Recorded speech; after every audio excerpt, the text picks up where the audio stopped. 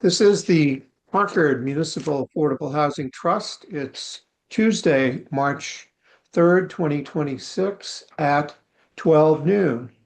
Uh, And we will start with a call to order by roll call. Mary Hartman, Here.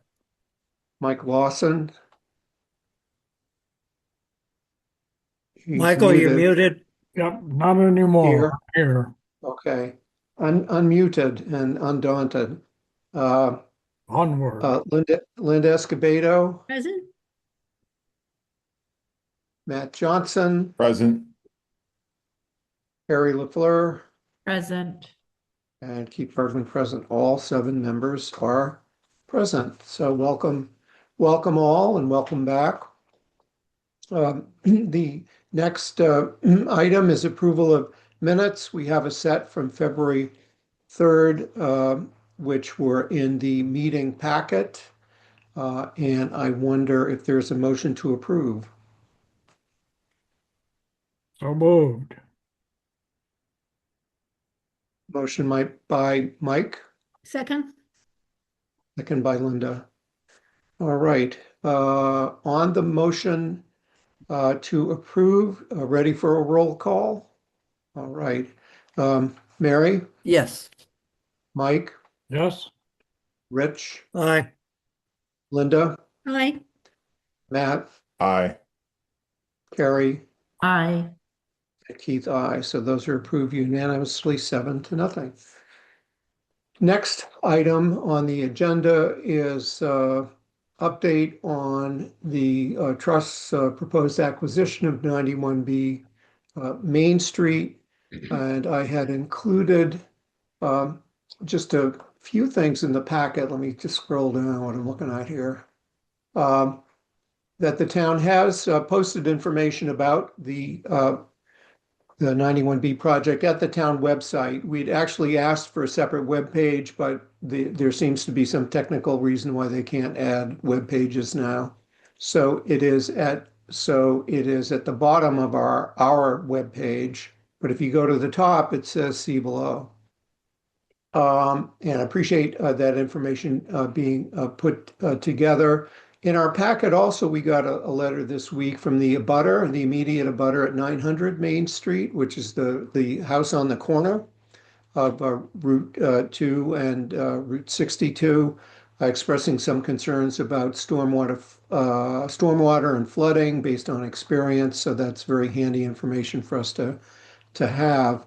I had requested of staff, and I know they're working on it, that well, first off, we'll that we have commissioned an environmental assessment, and that is still to be completed. In addition to that, I just saw where the only financial figures we have in front of us are for what's the subsidy requirement for 4 units. And since we have had seen a engineering conceptual plan of what 6 units look like, I thought it would be well for us to see to have in front of us what is the potential subsidy cost of doing 6 units compared to 4. And I know that our HSO is working on it, and we have Kristen here. Any update to share on that or on the environmental assessment? And thanks for your work, Kristen. Yes, hi there. Good afternoon, everyone. So we actually just heard back from Paige this morning. Paige is working with VHB doing the environmental assessment. They were able to get on site before the big storm came, so that's great. They completed their site visit, and they're going to be hoping to send us a draft report to review by early next week. And in terms of the conceptual estimates for the project, looking at a 6-unit project, I have a meeting later today to take a look at some of the assumptions that went into the conceptual 6-unit plan, primarily the building footprint and how that translates into overall floor area. So we want to make sure we understand that a little bit more before putting those conceptual estimates together. So hoping to have something for you shortly. Very good. Thanks for that, and I appreciate the work.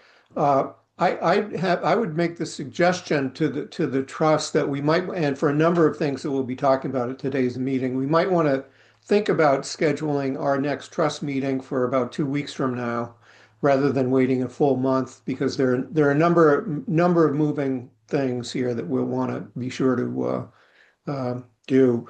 And so if we were to schedule a meeting in a couple of weeks and have 91B as one of the um, uh, items, and have in hand both the environmental assessment and um, um, Cost per the unit. subsidy, yeah, the subsidy Right. figures.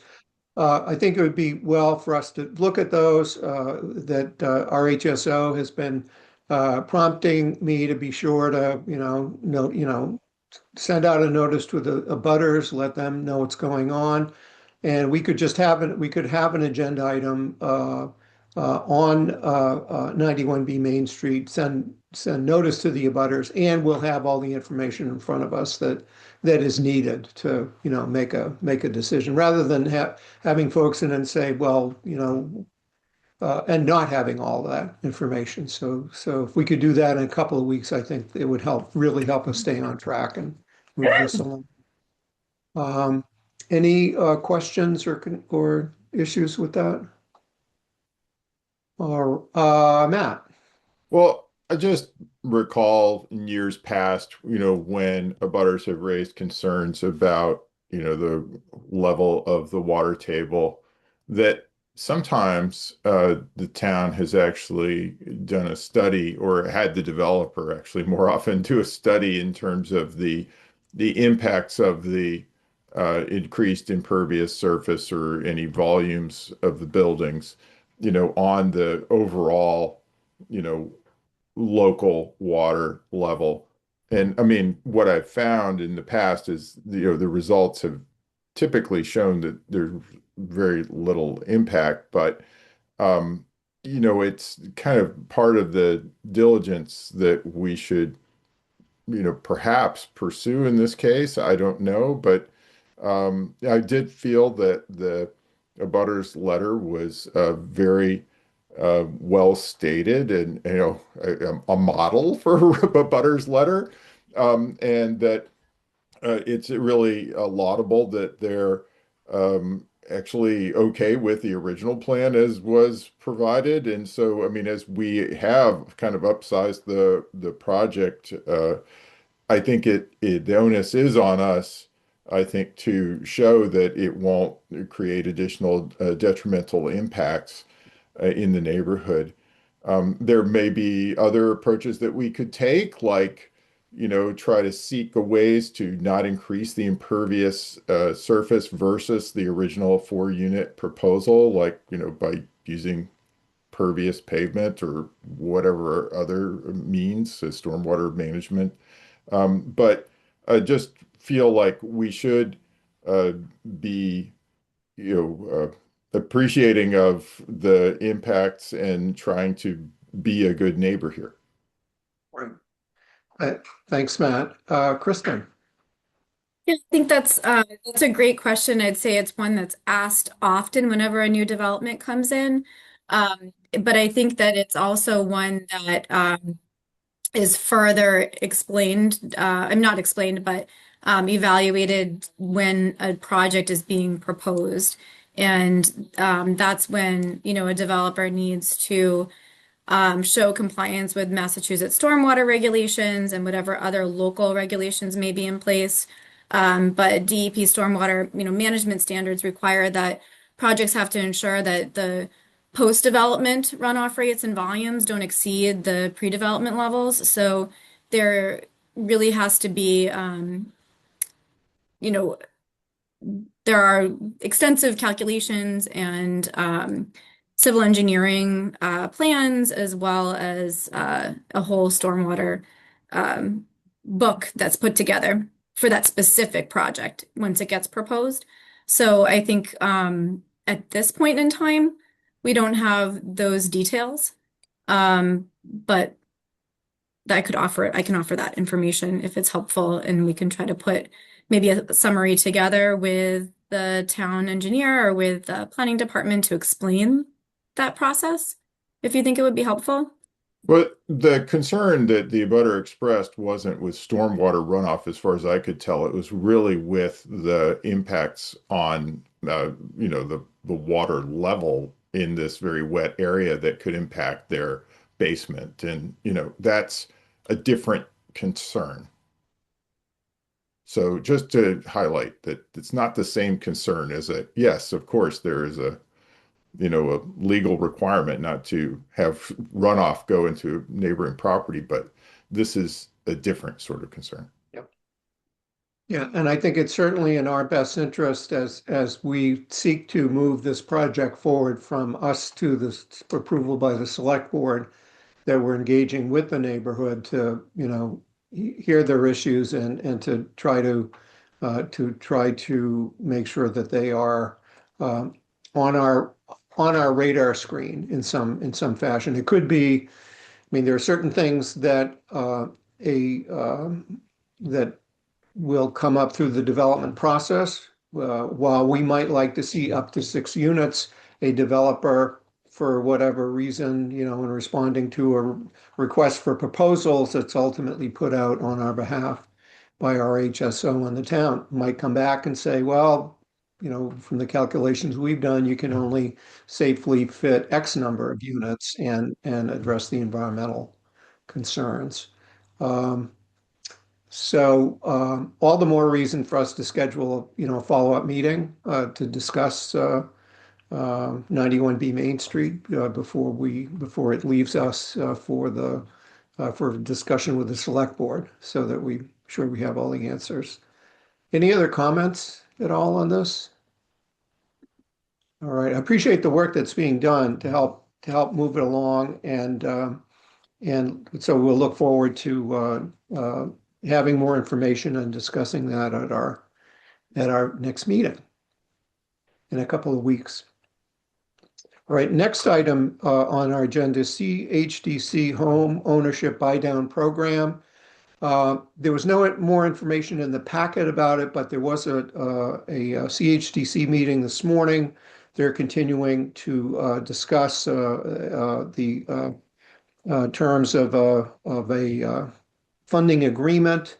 I'd say that the issue that has separated us in the discussions I've had thus far are that they have asked for a funding agreement that has a term of 3 years with us, but their CPA funding from the town runs out in 2 years.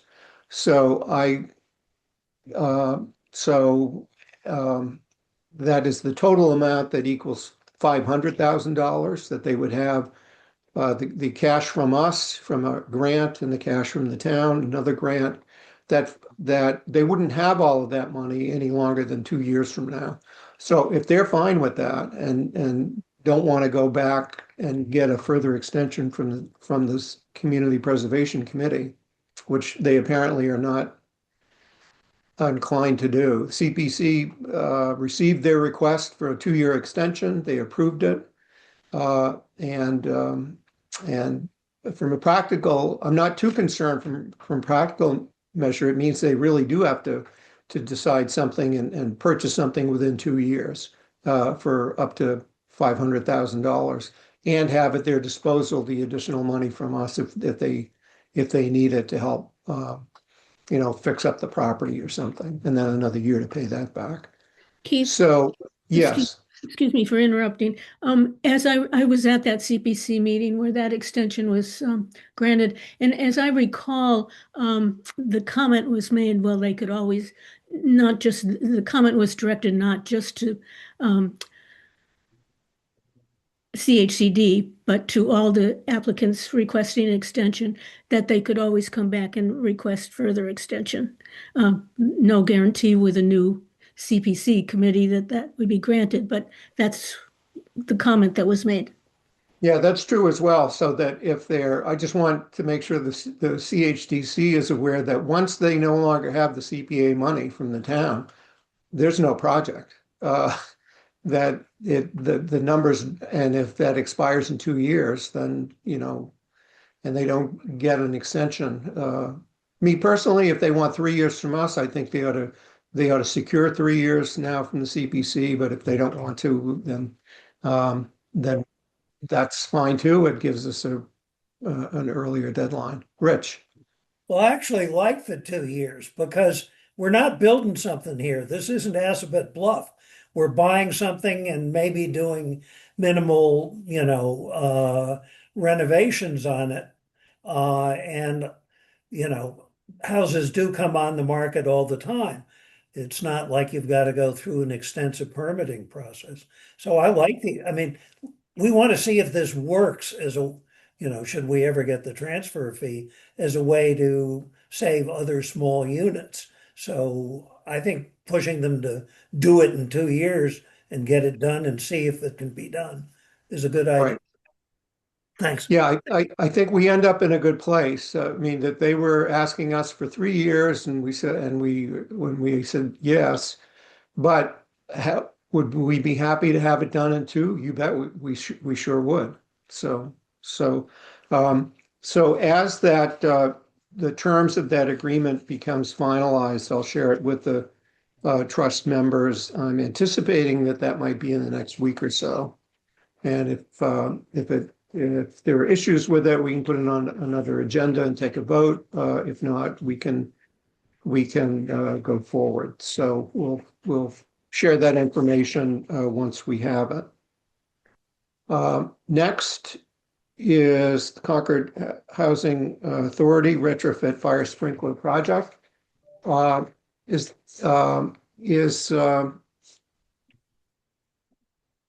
wasn't sure if Stefan.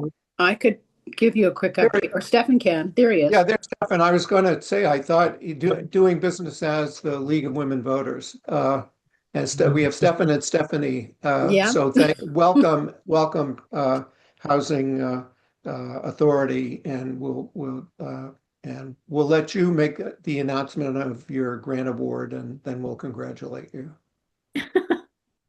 Go ahead, Stephanie. You were here first, and you're signed up for the liaison here. So, well, I mean, as Keith just mentioned, we did get our approval, so we are ready to go from the that first, what I would consider a milestone step. We also will be working with EOHLC. Our state bosses, because they will be hiring a civil engineer to help us with this.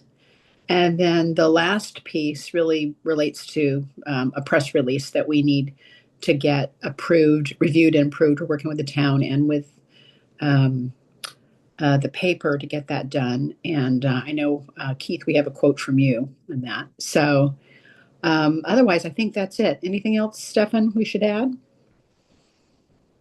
That covers the highlight. Yeah. As Keith and Jennifer have gone back and forth via email, just for everybody else's update, the approval doesn't say 1.1 million in so many words. It's Right. more or less initially, but in the small print and in the conversation with EOHLC, they have assured us that if it costs more, we'll get up to whatever it takes, up to 2.5 times match. So the cost of the project will be fully covered between the housing trust, affordable housing trust, 300,000, and HLC cover the rest. Right. Whatever that ends up being. Yeah. The other thing I think is important, and sort of relates to the conversation you were just having with folks about neighbors and the impact. We have, our tenants who are in some ways experiencing project fatigue. They just had the heat pump implementation that took a relatively long time. So our challenge and one of our goals is to make sure we keep them informed. And I think it's about making sure we can get ahead of what the expectations are with them, as opposed to them being surprises and hiccups and then, things get made perhaps bigger than they really need to be. So our challenge, our priority is to make sure we communicate with them every step of the way related to the project. Very good. A very engaged group there, as I saw the night the fire department explained the Right. project to you all. So, but my quote had to do with, I'm grateful to the voters, town meeting voters who gave us community preservation funds in our fund balance, so that when the need arose, we could act quickly and allow the housing authority to promptly access state funding. So months ahead of what you could have done had Exactly. we had to wait for a town meeting. So that's Yeah. congratulations to all of us, I think. Yeah. Thank you especially. And any questions or comments from the floor? All right. Next, we're moving right along. We have so much to talk about, and a lot of it progress. Next is CHDC Assabet River Homes. This is in the category of something that we'll probably discuss at a meeting a couple of weeks from now. The Habitat for Humanity is doing the 3 ownership units there. They are in need of some schedule changes, which will need to be blessed by the trust. CHDC and Habitat are working those out right now. The goal is to have prompt completion of the first 2 units, in the coming months. We were hearing Habitat talking about some cash flow issues that they've had, and they might need for us to at least amend the purposes for which we can release the funds. For example, the grant agreement specifically envisioned that we would be having a unit added to the with a regulatory agreement by the time we're releasing funds. We had amended, last time we amended their schedule, we loosened that up a bit, and we might need to do it again, just to make sure that excellent progress continues on the project. And so we'll see what the CHDC votes to bring us after they've had further discussions with Habitat, and then we will have that on our agenda for action at our next meeting. Any questions at all? It's becoming more and more difficult to walk by the site every day. With the Bruce Raymond Rail Trail is about as treacherous as it could be this winter. Thanks to all.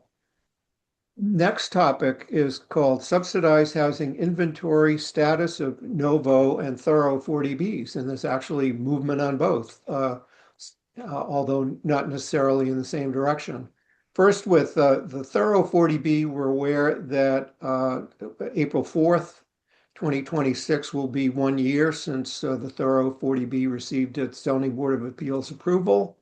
And that they will not be pulling their building permit by then, so that those 237 units will fall off the subsidized housing inventory, bringing the SHI to 10.03%. However, good news is that with some movement by Novo, which was approved by the Select Board at their meeting last night, we can anticipate that Novo's 201 units might get added back on to the SHI as early as June because they're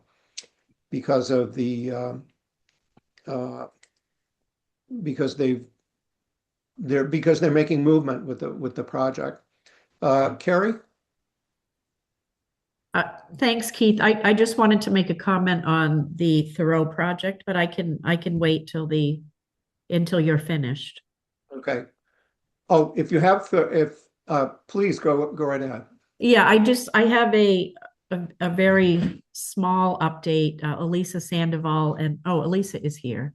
I didn't see her earlier. Elisa and I had a quick conversation with the developer on Thoreau last week, and I have a follow-up conversation with him today. They indicated that they are looking to pull their building permit in June. So I know that's not before April, but it's not too far off. Well, June would be happy to get to 16% instead of just 12% in June. So that's wonderful news. Is there and if there's a specific schedule of that, I mean, I have in the packet you might have seen for the first time is an update that can't even find it now among all the paperwork in front of me. But I'm trying to keep track of the movement. Here it is. Looks like this, where we're keeping track of what changes on the subsidized housing inventory from Novo, Thorough, and the CHDC's activity. And I'll be happy to plug in a June date for Thorough, which would show some real progress. That's excellent news. Thank you. And so we will go up. We will go down with Thorough, then we will go up. We will go up with Novo, and from the schedule that was shared with us about Novo,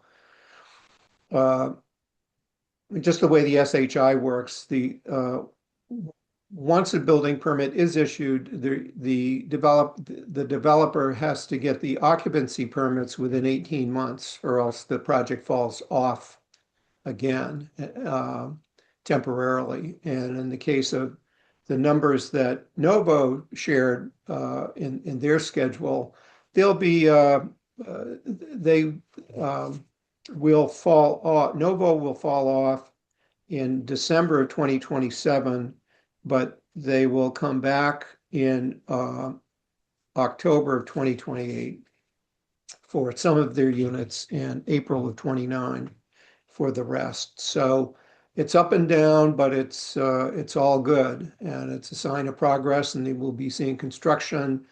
And this is really exciting news, and happy to hear all of that. Keith, I have a Yes, ma'am. question. I was glad to hear last night that Novo would actually break ground in June. That might slip, we know that, but do we have any idea when the Thoreau would actually break ground and start building?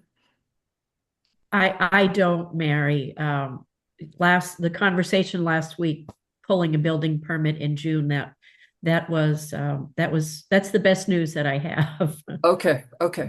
Yeah, it's just I want to distinguish between, building permits, which I understand are very important in the process, versus actually building housing, which is going to begin in hopefully in this summer at Novo.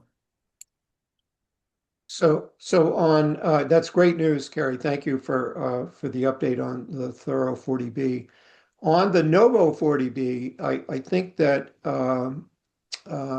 first I was glad that the select board unanimously voted to approve Novo's request last night, which was they're changing their funding source to go to to get funding through the local initiative program, the LIP program that the state has, which expands their funding opportunities rather than going to the single source they had to go through through Mass Housing when they did their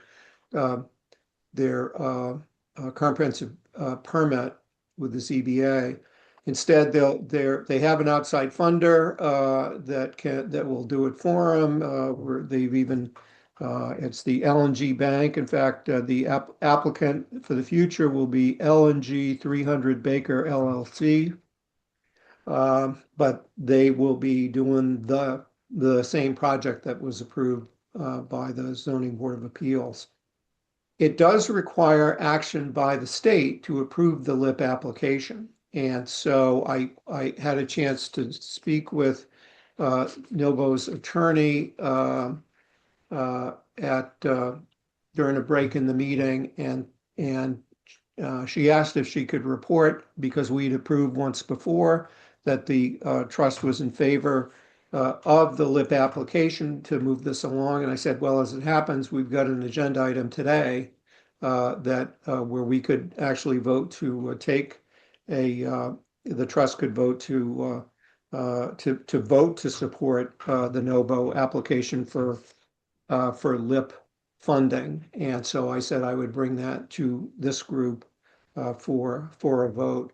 But before doing that, I just want to mention one thing, and that our hook on this, the trust's hook on the Novo project, is that we've awarded a grant back in 2024, awarded a grant of $392,000 for the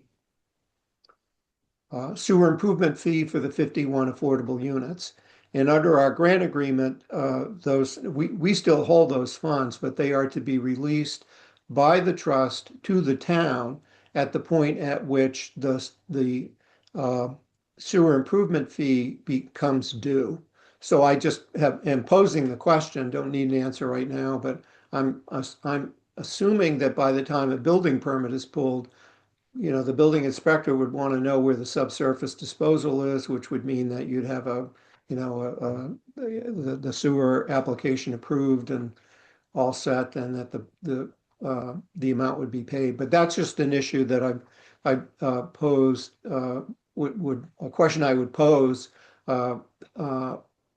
so that if our funding is needed, that we can act in time for the building permit to be issued, or whatever other step it is. Keith, So, Can I move that we support the town's application to move the Novo slash whatever it is now called project to the LIP program? motion by Rich. Is there a second? Second, Not hearing a second. Was that a second, Mary? yes. Okay, thanks. Under discussion, we're Matt, Yeah, Mike? so what, I thought I had heard that the select board already approved this, but maybe I'm mistaken in what I heard is that update from last night. Is this action needed to gain the select board's approval, or I mean, I guess we can Select board already encourage it, approved. but that's fine, but I don't know, is it Yeah, still? the select board, the vote that we're proposing here is to let the state know that we support it, that the select board voted to submit the application, voted last night to support it, to support the application that Novo was submitting. And there in the briefing on this is in the packet. It's what our HSO put together for the select board's meeting that was held last week. But And perhaps the motion should be to applaud the select board's actions that they've taken. I don't know. I mean, sure, we can It does support come it, but back it's to like, it, yeah, it, it comes back to the select board too. So it looks like it goes to the EOHLC and then it comes back to the select board one more time. So you've okay. got, right. All Yeah, right, what the thanks. Novo Thanks for the attorney asked was, clarification. the Novo attorney was looking for not only the select board's support for the Novo for the LIP application, but also the trusts. I don't disagree that applauding the select board is an important part of this as well. Mike? I just had a question. It's been a long time since we granted the sewer funds. Did we grant them to an organization that still exists, or does the new funding arrangement change that? Well, fortunately, what we did, well, uh, the we never, well, I will say this, we never pay the funds to anyone other than the town. So that, and the entity that got this grant agreement, that got the grant agreement, uh, can, uh, can transfer that to, I mean, there's some language in the agreement that, it goes to their successors or assigns or whatever. But the cash never goes to the developer. Oh, I understand Our that. cash, yeah, our cash only it's like we get someone taps us on the shoulder and says, hey, uh, uh, we're paying the bill for 75% of the sewer hookup for this project. The other 25%, can you please cut a check to the town for the other 25%? So that's what we would be doing. Well, I still am concerned that in the language that enables us to transfer money to the town to support that, does it reference any organization that for funding purposes no longer exists? And I'm just sorry, I've forgotten it's been. Yeah, I'm looking at, I did put the grant agreement in Well, the, it packet. says, section 9, the trust and grantee hereby acknowledge the grantee may assign or transfer the permit to another entity, blah, blah, blah. So I would, I would say we're okay. It doesn't mention the entity. I think we're fine. Yeah, Thank so you. they don't need our approval to, but they are allowed to, it says upon written notice to the trust of such transfer or assignment, which I think I just got by reply email today. The rights and obligations under this agreement shall be deemed assigned to the grantee's designated assignee transferee. So we're covered. Okay, thank you. Thank you. Good question. Better to ask it now than after we cut the check. So thank you for that, Mike. So we have a motion to support the Novo's application to EOHLC local initiative program made by Rich, seconded by Mary. Are we ready for a roll call vote? All right, Mary, Aye. Mike, Aye. Rich, Aye. Linda, Hi. Matt, Aye. Gary, Aye. and Keith, aye. So that motion passes unanimously, 7-0. Thank you very much. Moving right along, next item is preparing for the next Concord Housing Roundtable. I think we've got I think we're finalizing that it would be on Monday, March 20th at 5 p.m. And we'll confirm that and let folks know. We were looking for, RHSO was looking for a date where there wasn't a public hearing, or it happens to be the night before the election, but local election, but it was a free night for the select board, and so that's the date that we're looking at right now. Kristen? I just wanted to make sure I heard correctly, March 30th. Yes. Yes, March 30th. Yeah, Okay, great. Thank you. thank you. I know it's not March 23rd because there's a special sneak preview of the Ken Burns, Henry David Thoreau film at the high school. So for those who are going. All right. Next Just, item. Yes, Keith, just, Matt, please.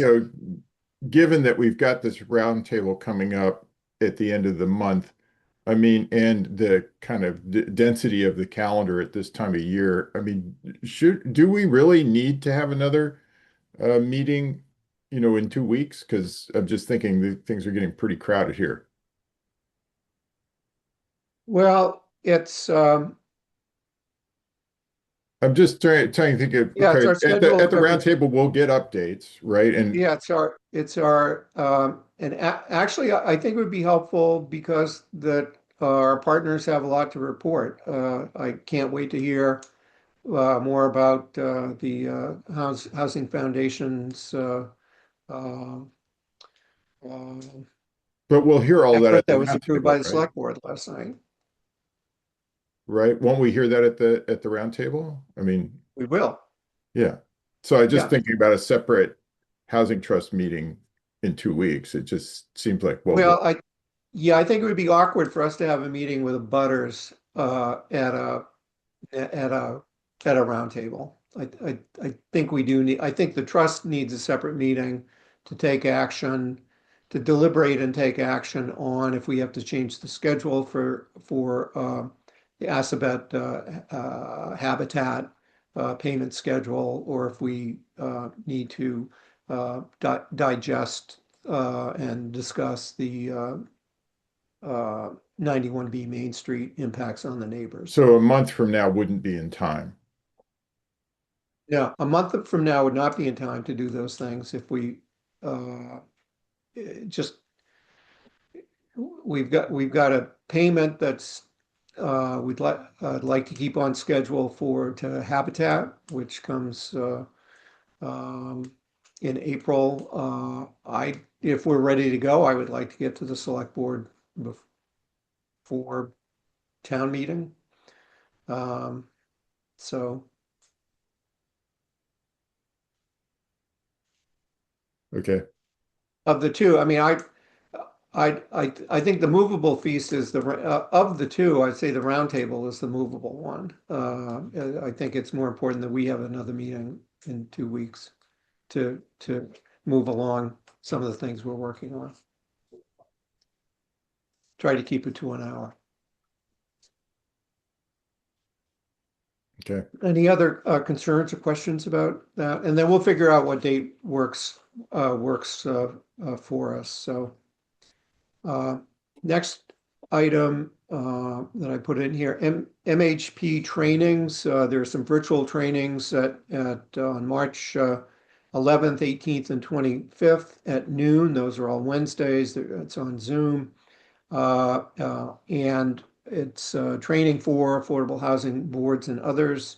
And I was asked, I've been invited to present at the March 25th training on why building local support is critical for board and commission success, to talk about the Concord Housing Roundtable experience. So, which I can put in the category of success and not success sometimes, and that I think we've gotten better at success by making sure we're working closely together with the select board.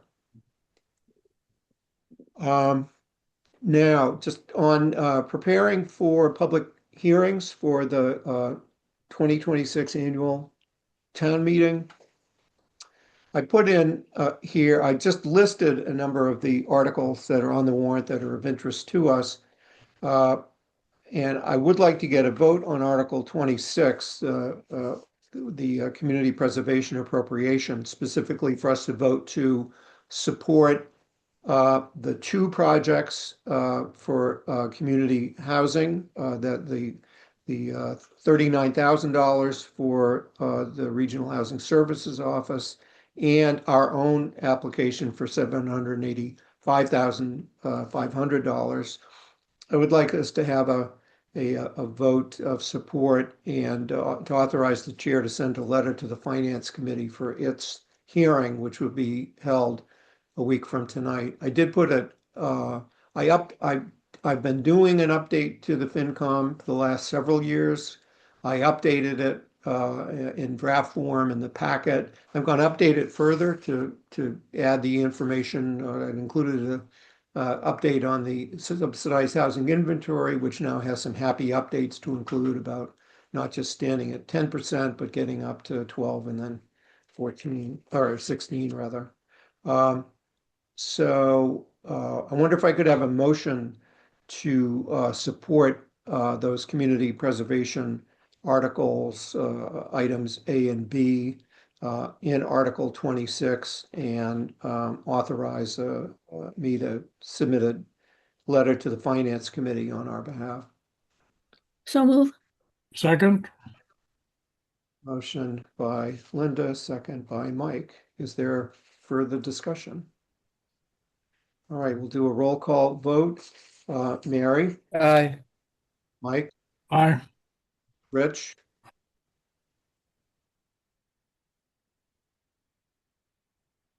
Aye. Mike. Thank you. Um, Linda, Aye. Matt, Aye. Carrie, Aye. and Keith, aye. So that's 7-0. Thanks very much. I think at some point we'll want to take a vote on Article 25, which the Select Board heard last night, Conservation Fund bylaw. Main reason I think we should take a vote is because we're mentioned by name in the article, where the Natural Resources Commission that the director rather would be charged to consulting with the trust and with the town manager and the public works director to assess any potential interests in real estate that the NRC may decide to seek to acquire. Rich, I would say we should vote for it now. I think it's important, and it really puts in out front and center something we had to dig for at the time that we did the park on Warner's Pond, which Oh, is yeah. the old select board vote that conservation acquisition had to consult with, the town had to consider housing as well. And so I think, and I think that it's not going to be controversial, but I think it's great to see it in that bylaw. And I would propose that we support it.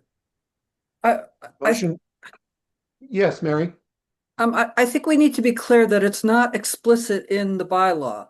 It was in the presentation that the presenter made, but the bylaw simply establishes the conservation fund. No. Our section C of that bylaw says prior to utilizing the funds for the purposes of acquiring any real estate interest, the Natural Resources Director shall consult with the Concord Municipal Affordable Housing Trust, the town manager, and the Public Works Director to assess other potential interests in the subject real estate. I stand corrected.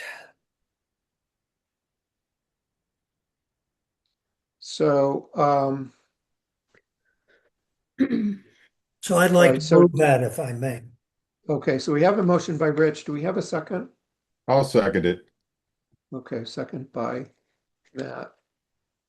Okay, and I did as I was walking out the meeting last night, I mentioned to Delia that there's a typo in that Article 25 that it inexplicably refers to Chapter 44, Section 55C, which I recognized instantly because it's the Affordable Housing Trust statute, and it has nothing to do with the NRC. So it was, I think, and as soon as I said it out loud, Delia realized it as well.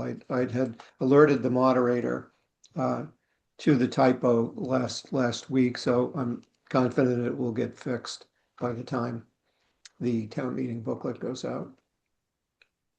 Is there? I still have an Yeah. issue. I still have a concern about this, which is, yes, I think it's good that now that you've clarified, Keith, that it does require consultation with the trust. However, the main thrust of this article is does the town think we should establish the fund bylaw to begin with? So are we weighing in on that, or are we basically voicing our support for one of the requirements of the bylaw? Yeah, that's a good question. I have an opinion on that, but I'd welcome if someone else does. My opinion is I really like that the trust getting cash directly from town meeting and that we get to decide how it's spent on as circumstances arise. And when we need to acquire property, we have to go to the select board for approval. So if this bylaw does the same thing for open space, I don't have a problem with that, especially when they mention our names. Um, but Well, I'd just like to, I agree completely with Keith. I think this is a good idea and we should support it, not just because we're mentioned. And I feel that way because it requires going back to the select board, just as ours did. And I know that that was a sticking point. And the NRC didn't go into the discussion very happy about having to get select board approval. But coming out of that with approval, I think, makes it a support worthy bylaw. I agree. Matt?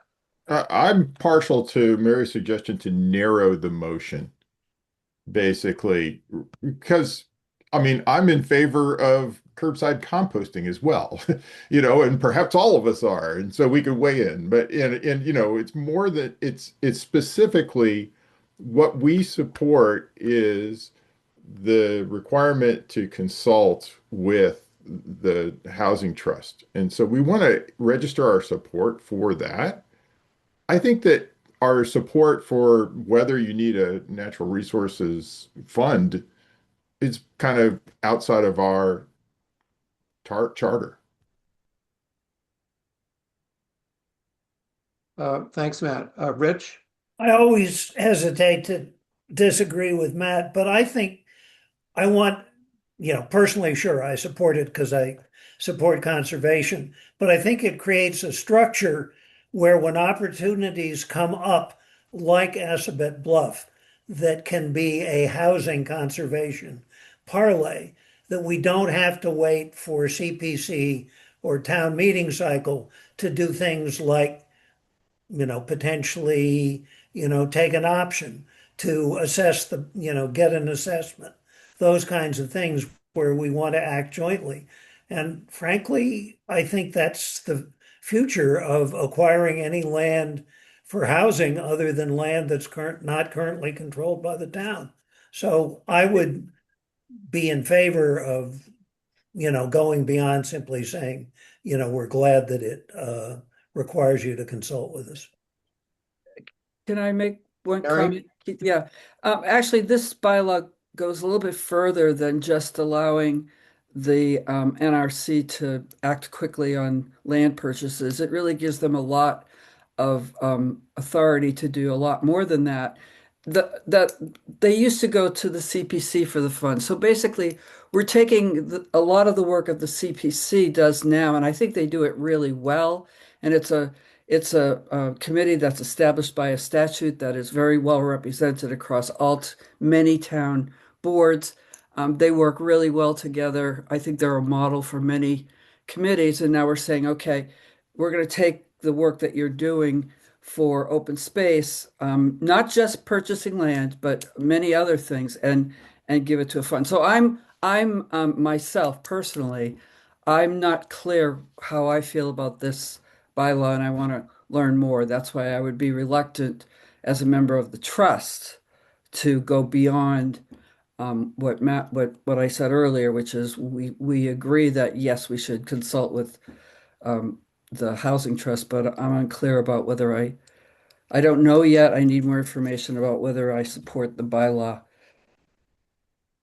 Yeah, thanks, Mary. And we have time, there's a lot of time between now and town meeting, or a little time between now and the time and when the publication deadline for the town meeting book.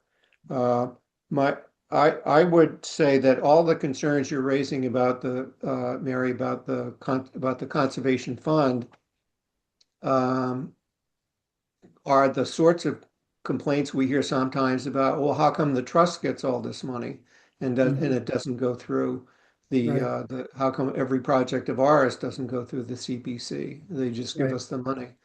right. And And frankly, I'd rather have company on, if that puts us on this side of the aisle of getting the money from from CPC, goes to town meeting, and we're okay with that. I'd just as soon have some company over there of another group that's okay operating like that too. Carrie.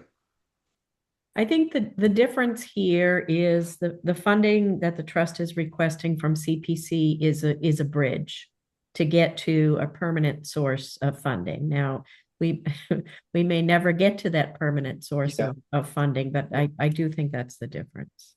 Yeah. That's a point well taken. Yeah, absolutely. I don't disagree with that. Matt. I actually even once we have a permanent source of funding, CPC will still be statutorily a source of funding as well.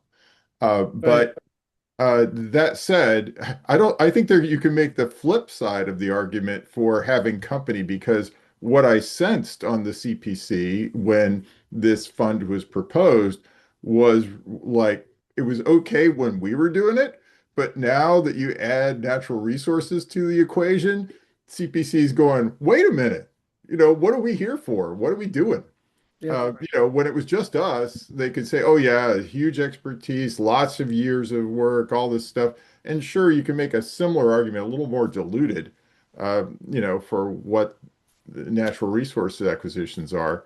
But yeah, at some point, you have to go back to, well, what's the CPC's charter, and how do they work? I mean, That is an issue, and I don't know, maybe that's helping me figure out what committee I should try to jump to when I yeah. term limit off of this one. I mean, I do think that historical preservation, and recreation are the areas where the CPC's judgment can add the most value. And so actually, if they were to redouble their focus on those two areas while delegating the funds for others, that's wonderful. But that's just my point of view. Right. I don't know what, Well, they'll think. And in the meantime, we can take stock of the fact that the CPC funded it in its Article 26 funds money for this conservation fund. So they're okay with that, and they fund us. And we're okay with that. But I'm happy to bring us. Let's come back to this at a future meeting when we have some more time to think about it. And I will recognize Community Preservation Committee member Ed Larner. Yeah, one of the issues we talked about when we were first discussing it at the CPC was oversight. And right now, anything CPC does is oversight, has select board oversight. The question was if the trust is needing CPC oversight, but not a veto on what they've decided to do. In other words, the thought was that if we had a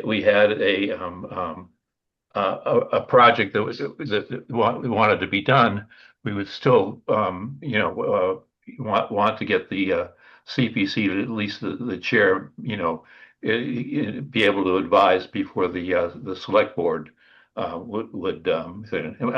I'm confusing it a little bit here, but is that correct, Mary? Or Yes, okay, thank you, Ed. Yeah, and I'm confident that the CPC, even if they've done things a certain way in the recent past, that we have to prove ourselves every year with our next application of why we're worthy for more funds. If we, maybe there'll be a day when the housing groups as a whole say, hey, you know what? We're going to have a specific project that really is conducive to just applying to the CPC and let it go to town meeting and whatever. But in the meantime, if we're going to seek to have the housing groups agree, the best thing is to give the trust the money so that we can have it available when the housing group's needed.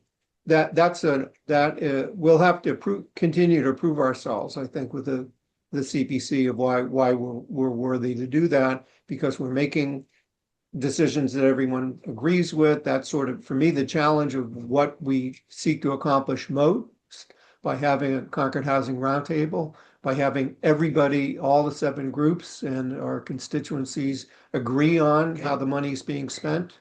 And that's an important thing for working together on. So more work to do. So we will come back to this Article 25 at some point. Matt, We have a point I of know there's process. please. Because we have a motion on the table that's been seconded, so I think Okay. Frank. I'll withdraw it. Thanks. Okay, withdrawn. Thank you. And Matt I know can remind us that the zoning board has their public hearings on the zoning articles tonight at The planning 7 board, yeah. o'clock. Yeah, planning board, I'm sorry. And that we will, and that we can be taking positions on those articles when we hear about the feedback and the issues, and then take Yeah, position on just 2 more articles of interest. Article 37, because it's one of the areas that's within the MBTA communities overlay, and it presently only has a 25-foot max height, which effectively makes it not a very useful site for affordable housing. So we would probably want to take a position on that. And then joint parking bylaw, that's more of a question, but I think we should discuss that Article 36 from a affordable housing enablement perspective. Okay, so you want to look at Those are we don't need to discuss either of them yeah, right not now. for future. Yeah. Article 36 and 37, did I hear? Yes, that's right. Okay. Very good. And I'm wondering, Keith, if we should discuss 42, which is the solar on all new municipal buildings. 41 or no, where is it? Is it 41? No, it's not 41 either. Where is it? It's earlier. Is it? Okay, wait, I have it. There we go. It's 32. It's Or what? no, it's not. Shoot. Okay. 30, Article 30. It's 30. Okay. Yes. Okay, That's the Article solar. rooftop. Okay, good. Yeah. Okay, Articles 30, 36, 37, in addition to 33, 34. Yeah, and 30 was Okay. discussed last night. It's not a planning board article. It's a select board Right. article. That's right. But it's a citizen's petition. Yeah.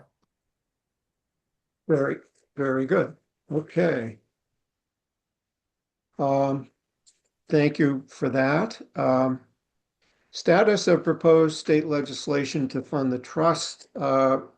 Rich, any updates?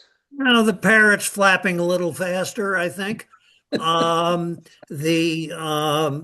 House has still not reported either the statewide bill or the home rule petitions. That is the House Ways and Means. But they have a revenue. They have it has been reported in the Senate, and it's gone.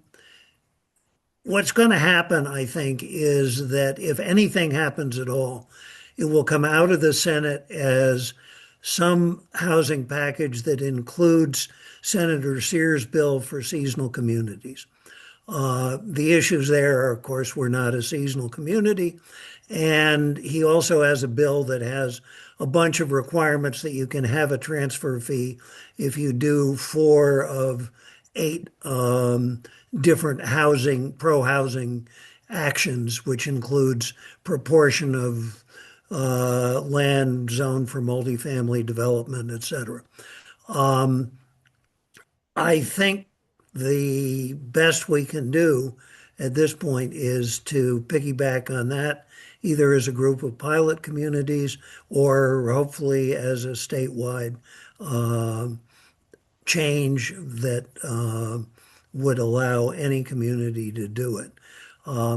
So I mean, it's no slam dunk, but I'm more optimistic than I was 2 months ago, and I'm still learning the politics between the House and the Senate, which makes Concord politics look straightforward to me. Thanks very much, Rich. Appreciate your perseverance. Any questions? All right, very good. I think that's about all we'll be able to do today. On our list of things to do, I did want to follow up at our meeting on February 3rd. Kerry had offered that the town could discuss what level of staff support the trust would need to help advance our work program. I'd like to engage in a conversation about that at some point, so that as we know that this work, if 91B Main Street goes forward, there's some work there. The MCI Concord and the land use working group, surplus properties, there's some things that, we want to be on top of and a part of. So I know I'd appreciate the opportunity in whatever form to be able to engage with the town on what staff support we'd we could have, and to do the things that are in our list of goals and strategies.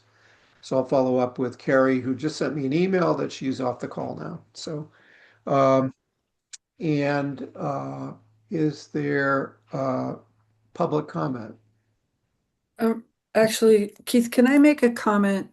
I just want to voice something that I'm questioning right now in my own mind, which is when we look at the warrant articles that are coming up before the voters at our town meeting in April, and we think about our position relative to these, I wonder if it's our role to alert each other as advocates of housing of how we want to support or not these particular articles. But I wonder if it's really the trust's role to take a position as the trust, because we're not a political action committee.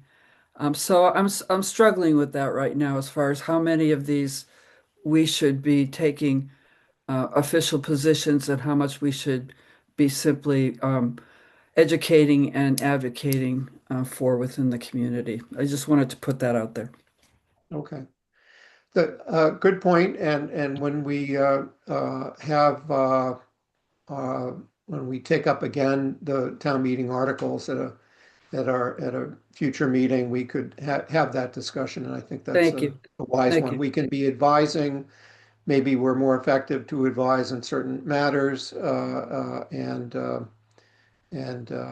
which ultimately it's a policy of the town to do. We did jump on the bandwagon for a series of articles in the last couple of years, the MBTA community zoning, the having affordable housing not be exempted from the fossil fuel free bylaw, and a few other things. I know. I But know. I'm but we noticing with across town that we're kind of having trouble sometimes staying in our yeah. lanes. So that's why I'm thinking aloud about this now. So thank you. We can talk about it Thank more. you. Thank you. Carlin Reed. Hi, Carlin Reed, 83 Woods End, member of the Finance Committee, but speaking on my own behalf, Keith, I'm hoping somebody from the Housing Trust will be attending the FinCom's consideration of the CPC warrant articles on the 10th, because you brought up a very interesting point in today's discussion about the role of CPC and which on reviewing the use of funds, delegating to the Housing Trust as well as to the Natural Resources Commission. Indirectly in that is FinCom's review of the use of those funds, as the FinCom holds the public hearing and issues recommendations on CPC warrant articles. So I'm hoping that somebody from the trust will be at the FinCom hearing when we talk about the CPC warrant articles. Thanks. Thanks very much. Yeah, point well taken. I've been attending those actually, the FinCom hasn't invited me to a meeting in years. that when we Please renew. come. There, you've been Okay, well, invited. thank Please you for come. that. Appreciate the invitation. And when we renew, they weren't quite sure what we were about, so they wanted to meet, and then we met. And but I have been coming annually to and I will be at the hearing on the CPA article next Tuesday. I didn't want to come without something, which is why you're going to get a 3-page memo and a lot of financial updates and reports for your record. I hope to get that out in the next day or so. And so you can FinCom members can look at that before the meeting if there are questions. But I will be there to be able to answer questions. Thank you very much, Keith. Appreciate that. Thank you. All right. Any other public comment? All right. Next, scheduling the next meeting. Do we want to try to pick a date, or should we do a calendar? Pick a date. Pick a date. All right. Well, let's take. This is the 3rd. Let's. How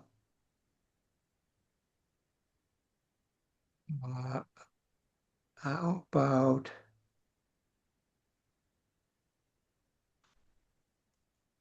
If we do a Tuesday at noon, would you prefer St. Patrick's Day or the 24th of March, the 17th or the 24th?